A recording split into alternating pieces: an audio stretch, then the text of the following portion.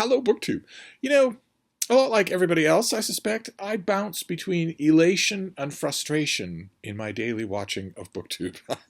And sometimes those two poles, those yin and yangs, are embodied in the same channel.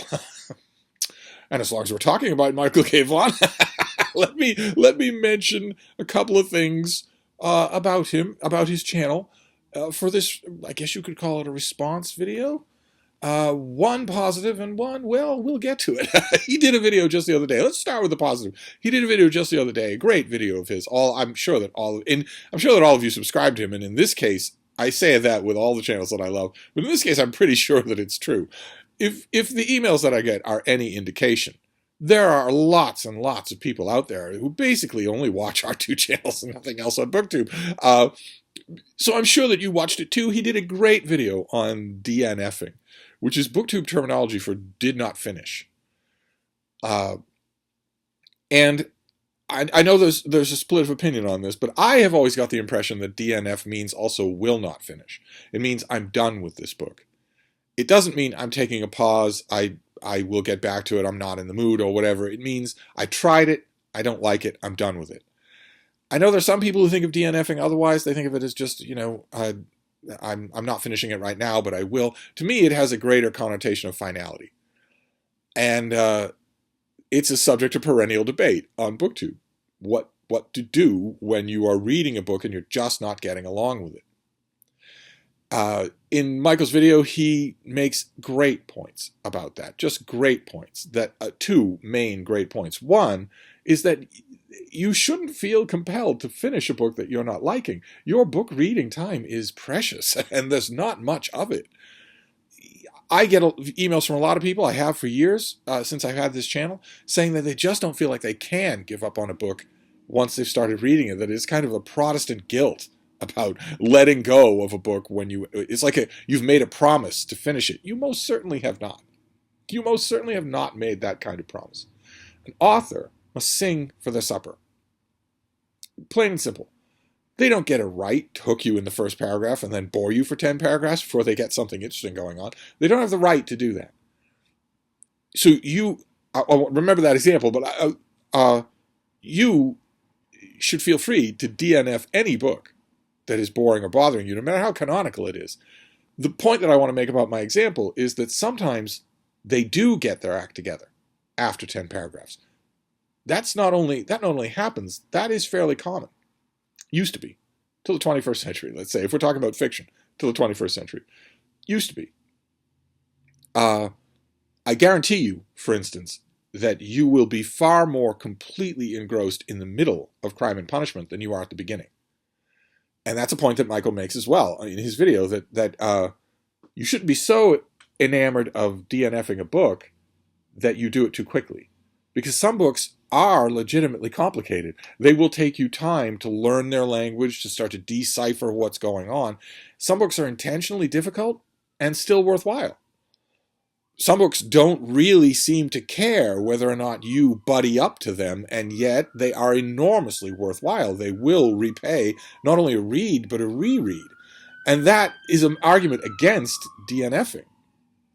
I have also made a similar point on this channel, that DNFing a book causes a little dopamine rush. You get a little rush by doing it.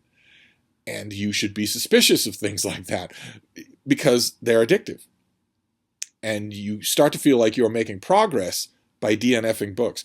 I'm not going to really dwell on another aspect of DNFing that I really, really don't like. The rest of this is just a fun conversation. And Mike didn't dwell on it either.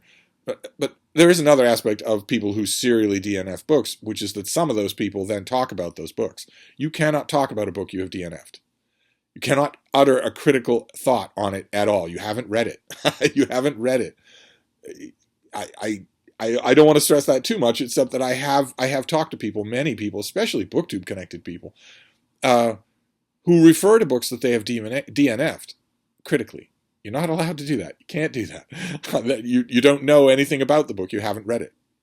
All you can say is, I tried to read it, I started to read it, and I dropped it, I bailed on it, I DNF'd it because it was doing X, Y, or Z. You don't know whether or not it continued to do X, Y, or Z, and you don't know whether or not it convinced you that X, Y, or Z was worthwhile. You didn't give it a chance to do that. So I would be, I'm leaving that aside, I would be extra cautious because you aren't giving the book a full chance if you don't read it. Now, Mike said in his video that he doesn't really DNF all that often, and I have grown to the point where I don't DNF at all. Not only because I have seen too many books, take a swerve in Act 3, and I don't want to miss that, but also because, I read a lot, and I read really fast, and I don't want a book to come up in some sort of critical exchange with another reviewer or another editor, and me to say, well, I started it, but I didn't finish it. That I want to be able to talk about it, especially if it's high profile, so that even if I go into it and I know in 30 pages that I'm not liking it, that it's not going to get any better, that this author just doesn't have any talent, I'm still going to keep going. I'm not going to DNF the book.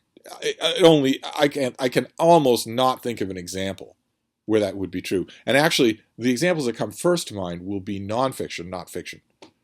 If I pick up a book of history, a new release of history, that, let's say, the publisher has gone to great lengths to hide its true nature. So the cover, the dust jacket copy, the pub sheet that I get, maybe the first chapter, all seem simple but relatively sincere. And then I get going in and it's oh no you didn't, and et cetera, et cetera. I get going in and then I find out that it's stupid Shark Week history, that it's not any good at all. The author is intentionally pitching it for bright shiny lights, zoom points and whatnot. If I'm reading a history book like that and I get past the first chapter, which would have been heavily vetted and workshopped, and I get into the book and it is just vapid nonsense, then I will sometimes DNF that book. I know that nothing profound or interesting or thought-provoking is going to come out of that, so I just stop. But nobody reads history anyway, so I don't have to worry about that. But with new release fiction, for instance, which I think a lot of people are talking about here, I keep going. I go all the way to the end. I don't quite know what to say about the DNF-ing conversations that happen even on my beloved BookTube about canonical classics. You must not DNF a canonical classic. You must not do that. Okay? There's a reason why it's canonical, and it's not all just the patriarchy. It's usually that it is spoken to succeeding generations of people. So if it's not immediately obvious to you, you might want to sit down and give it a chance to make its case. When I see people DNFing, I don't even know, Barchester Towers, The Confessions of St. Augustine, The Recognitions by William Gaddis. When I see people doing that, I think, oh, no. If it has entered the canon in even a minor way, then it's not just your instincts that... Anyway, even then, I want to stress, even then, if you are reading, Barchester Towers or whatever, and it's absolutely not agreeing with you, then I'm in complete agreement with Michael K. Vaughan that if you're sure that it's not agreeing with you and there's no glimmer of hope, then you should stop it. You should just drop the book. Absolutely you should. And without a single particle of remorse. The only remorse that I will ever make you feel is if you drop that book after page 20 and then talk about it. You can't talk about it. You haven't read it. But you won't do that. You wouldn't do a thing like that, would you? No, you should drop it without a particle of remorse. There are plenty of other books out there. And you are reading for the same reason that I am reading or anybody else is reading, which is to encounter those books, those special books that make you hold your breath, that make you miss your bus stop, that make you count the minutes until you can sit down with it again and voraciously devour it. Those books are out there. They're different for each one of us. I'm not saying that the consensus of the canon has to convince you to sit like a schoolboy if you're absolutely hating the experience. I'm saying if you're the least bit ambivalent, you should give it the benefit of the doubt if thousands and thousands and thousands of people have loved it. They could still be wrong, right? I presume that thousands and thousands of people would profess that they love Sally Rooney. Leaving aside the canon for the minute, that's the kind of book experience that we're all after. Everybody. I believe everybody is after that experience. I believe it's only the very worst, very most poisonous pedants out there that have forgotten what that experience is like and are only reading books in order to tell other people that they've read them and that they are reading them wrong. We can leave them aside either. Fortunately, there aren't many of those that I've encountered on BookTube. I can only think of 3 who have BookTube channels who are like that, where reading is a dead-eyed, absolutely lifeless grind for them. They have long since forgotten those long, endless summer days when they were a teenager and could not read enough. They've long since, not only they don't remember them, but they have no remembrance anymore of what it felt like. That's a very small minority. Most of us are after a book like that, a book that stands the hairs on end. I guess my only caution for the subject of DNFing is that you won't always know that kind of a book right away. That is often true. You won't always know that. I have encountered in my life many books that I now passionately love that I was so-so about when I read them the first time. If I DNF'd them, I would never have known what was coming. I would never, if I hadn't persevered, I would never have known how much I was going to love them. So I'd love to hear your thoughts on the subject. It's a fruitful subject. I know that from emails that a lot of you just can't bear the idea of DNFing a book, even if you're hating it. So you do think of it as a chore. I've got this book. I hate it so much. I've just got 40 more pages to go. I'm going to get as many done tonight as I can. When your reading time is precious, you shouldn't do that. But so on the subject of DNFing books, and again, I'll leave a link to that video that Michael K. Vaughan made on the subject of DNFing books. I agree with him completely, and that's the yin. That's the positive side. That's the elation. But there's also frustration, and it's the same channel, of course, because like all the rest of you, I hope, I have fully signed up for Roger's Cheap Old Book Club. Roger Hotep is Michael K. Vaughan's supernatural valet, major domo. I don't know what his role is in Stately Vaughan Manor, but there's a book club going on. Michael and I started our book clubs at about the same time. I chose books that are out there. They are still in copyright, so somebody owns them, and you could buy a new copy. You could go to a bookstore and put yourself under some sort of expense to get one, or you could go to a used bookstore, put yourself under some sort of expense to get one. Roger and Michael chose rather the Cheap Old Book Club, which is things that can be gotten from Project Gutenberg or other online free websites where you can download it to your Kindle without any trouble at all. Project Gutenberg is a vast treasure trove of such books. So we're sort of on 2 points on the spectrum. All we need now is for some a-hole to start a book club that's a folio book club, where it's only Folio Society edition. So it's $120 for a book to join the club. And the selections for Roger's Cheap Old Book Club were, Michael made the choice of announcing his whole year's roster ahead of time. I didn't do that for my book club, not only because I wouldn't want to do it that way, but also because I don't know what they are. I think I'm okay for the next 4 books. I think I know what the next 4 ones will be, but the whole year? No, I couldn't do that. But I signed on for Roger's Cheap Old Book Club. And that means that I'm reading the current book. I reread the current book. I read the current book. It's cheesy old 100-year-old science fiction. I read this in a cheap paperback a million years ago on one of those long, hot summer afternoons. And I thought, oh boy, how cool. And then time passed. And I got older. The book is Forgotten Planet by Murray Leinster. It is what I think Sean Stanfast referred to as a fix-up novel. And the premise is very simple. This is taking place in the far future. Humanity has overcrowded the Earth, and they have begun space exploration elsewhere. And they do their space exploration in waves. So a seed ship will go out first. Waves of ships will go out to various, what we would call M-class planets. They go to a planet with roughly the same biochemical makeup as Earth, so not a howling, gas giant or anything. They go to those planets. If those planets don't have any life, they survey them, and then they seed them with life. First microbial and bacteriological life, and then larger life, more complex animals. In order for those microbes and whatnot and those animals to start basically mulching the ground for later human colonization. And as these survey ships are going out, one after another, these ships are going out in waves. They encounter the planet that is the forgotten planet of this novel. It doesn't have a name, but those ships encounter it, one wave after another. One surveys it, then one deposits the microbial and bacteriological life, and then one deposits insect life. And as all of those ships are going out in waves, sometimes centuries apart, We are told offhandedly by Murray Leinster that that Earth's human society is growing and growing to the point where Earth is largely forgotten. And there are colony planets everywhere. At first, these survey ships and the human explorations that follow or immediately precede them take forever to happen. And the edge of the galaxy is a very distant place for frontiersmen only. Then the edge of the galaxy becomes a routine thing, and humanity starts to look outside the galaxy to the vast gulf of black beyond, to the next galaxy and whatnot. And the technology gets better and better. I presume, since the technology at the beginning of this book is computer punch cards,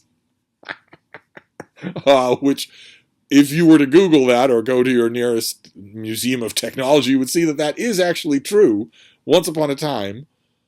And once again, we have a case of a science fiction author who was perfectly good at extrapolating faster and faster spaceships, and just the technology that actually was going to happen flew right under the radar. I always bring up as an example of this, what's his name? There's a book by, his name is Hogan, a science fiction author named Hogan, who wrote The Gentle Giants of Ganymede. I'm forgetting his first name. But he wrote a book called Thrice Upon a Time, in which an abstruse, tiny physical process gives rise to the idea that it might be possible to do a little bit of particle time travel. And he posits the book in the future of the time in which he was writing it. James Hogan is the name. There you go. He posits the book in the future of which he was writing, but not far in the future. And that near-term future in Thrice Upon a Time has wheelless sort of racer cars. The automobile traffic there is very much futuristic. It's not ray guns and whatnot. But he looked at the auto industry and thought, well, by the time this book takes place, there'll be air cars of one kind or another. Never even thought about the internet. That never even crosses his mind. Instead, there are computers, but there's no such thing as the internet. No way. Nothing like what it is now. Classic example here too, where Murray Leinster gives us punch cards for data storage. Instead of imagining that anything, letting his imagination go wild, he's spending his imagination elsewhere, either for the advancement in spaceships or poorly for the central conceit of the story. Because we're told in the opening chapters of this book, in the novel this eventually became, we're told that this planet was forgotten.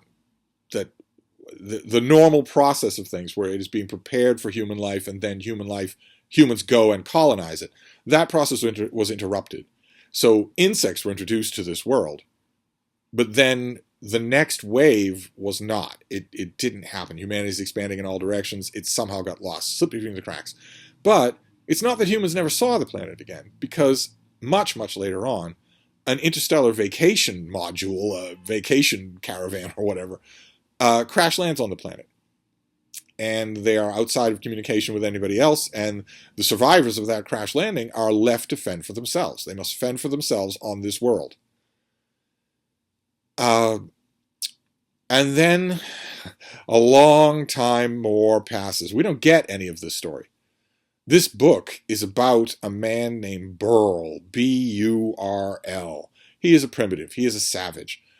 And Milton Berle lives in a planet of giant insects. So the insects that were seeded on this unnamed world have grown and mutated. The spiders are gigantic. The wasps are gigantic. The bees are huge. The aphids are as big as German shepherds and whatnot. And humans are an embattled, small, almost defenseless minority. They have long forgotten anything about their forebears' history. They have absolutely no technology whatsoever. In the course of the novel, Milton Berle discovers that if you use a spear, you might be able to cut something. Apparently, he's the first of these human survivors to ever figure that out. But we don't get much access to his thoughts because he is basically a beast of burden. He basically does not have any thoughts. The one thing we know about him more than anything is that there's this woman that he kind of likes. I think she has a name, but I have no. She doesn't have a personality. We're just supposed to know that about him. She is certainly not John Carter of Mars's incomparable Dejah Thoris with a fiery personality and an interest of her own. She's just a woman. That's all. She's just biologically something that Milton Berle is attracted to. So it's so incredibly primitive, and I'm sure that was the call of the story for Murray Leinster. The thing you need to know about Murray Leinster more than anything else, he was a founding voice of science fiction. He was a king of pulp fiction. He was there at the creation, so to speak, of a lot of the tenets of modern science fiction. But that doesn't mean you're good. Okay? That doesn't mean you're good. The thing you need to know about Murray Leinster, a workhorse, apparently by all accounts a nice guy, fairly inventive, could come up with lots of interesting gadgets and gimmicks in science fiction or any of the other genres that he wrote in. Sure, okay, fine. But the thing you need to know about him is that he never fails to tell the wrong story. Never. In fact, he never fails to be attracted to the wrong story. It's not that he carefully deliberates. If you told him a story about 5 very different people who are arguing with each other on an elevator, going up in a skyscraper, and suddenly the elevator malfunctions, and they stop between floors, and they're trapped between floors, and the elevator's maybe jerking a little, so that it's possible that a cable has broken, and maybe these 5 people don't have long to live, and what do? Is there anything they can come up with together to get out of this predicament? Is there any way that they're going to reconcile with each other if they can't get out of this predicament? If you told Murray Leinster that story in the offices of Astounding or wherever, I guarantee you the first question, his eyes would light up, and the first question he would ask you is, what was the make and model of the elevator? He does this every time. He did this in Monster from the Earth's End. He did this in Black Galaxy. He did this in Creatures of the Abyss. I couldn't believe it in Creatures of the Abyss. In every novel of his that I have ever carefully read, I've read a lot of this guy not carefully because he's good with whiz-bang ideas. But in every novel of his that I've carefully read, the number one thing you bump into is that he's telling the wrong story. Now, in the premise that I just told you about Forgotten Planet, what is the right story to tell? You can see it in a heartbeat. Michael K. Vaughan can see it in a heartbeat. Roger could see it in a heartbeat, and he doesn't even have eyeballs anymore. It is, of course, those stranded tourists. It's their story. They're encountering this world for the first time. Who cares about their grunting, Cro-Magnon, pre-sentient, long-since descendants? Who cares about Milton Berle and the nameless podgehole that he loves? Who cares about him discovering how effective a spear is, or him going on various adventures? Oh my God, I thought I was going to drown, but I didn't. Oh my God, I thought I was going to be killed by that gigantic insect, but I wasn't. Who cares about any of that? Milton Berle is not interesting. Those stranded tourists are interesting. What was the ship like? How carefree were they before it hit its disaster? What were they like when they landed? How many of them were there? Are Milton Berle and his small colony of humans, are they all riddled with birth defects? Does Murray Leinster think to tell that story? No, he does not. No, that story would have been interesting. Instead, what he wrote for an old-timey pulp science fiction fix-up novel is mind-numbingly boring. This is a mind-numbingly boring book. Once you have read one adventure by Milton Berle, you have read them all until you know what's coming at the end of the book. You know how the book is going to end. Because all around this Forgotten Planet, this extremely advanced human civilization, spacefaring human civilization with freighters going all the way to the edge of the galaxy, all around this Forgotten Planet, that civilization still exists. And they know the world is out there. There's a punch card about it somewhere, so they know the world is out there. So you I don't want to spoil the novel for any of you who are going to make the huge mistake of reading this thing, but you know how it's going to end. You know what's going to happen. It's not going to be that Berle kills his last gigantic elephant beetle and says, well, I guess now I'll start a family. No, that's not what's going to happen at the end. And it doesn't. Ugh. And so you are dragged through this thing of one pointless, dumb adventure after another. They all repeat themselves until you get to a payoff that you could see coming a mile away. Now, I'm not saying that template can't be done well.